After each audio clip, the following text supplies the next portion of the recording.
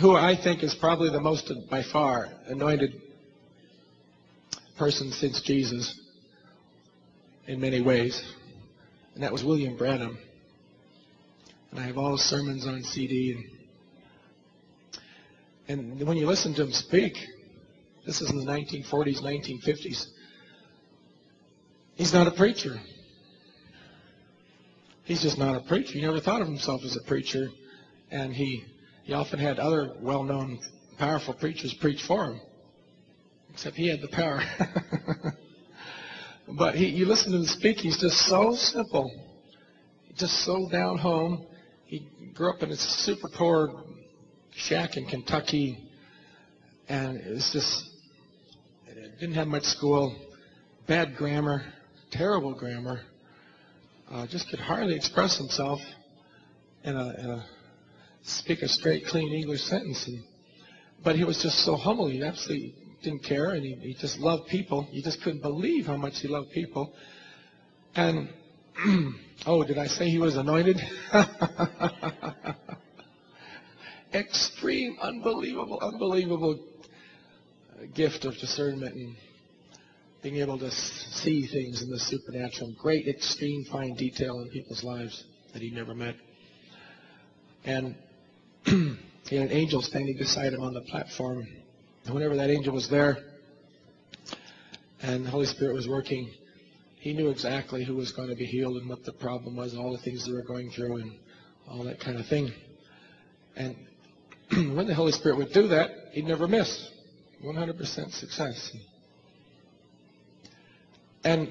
But he loved people, and at one point early in his ministry, he had a healing line, and it went for 8 days and nights nonstop, 24 hours a day, collapse an hour or two, maybe. People would just hold him up. Thousands upon thousands of people. It was just off the charts, unimaginably great. There hasn't been anything like it. Since. But there will be. Maybe you. Greater things than these will you do. And then he would try to get away from all the crowds and go. He didn't have a big, huge ministry with flags flying and carpets and rows of secretaries with typewriters and then computers. He had none of that. He just himself, his wife, a housekeeper, a humble little house in Indiana. And that was it. He never wanted anything more. People would get healed, rich people. Daughter healed of cancer or something, and man, they'd hand him $10,000 for gratitude. He said, "Why are you handing that to me? I didn't do it." Someone gave him a Cadillac once. He's so embarrassed he hid it in his garage for 3 years.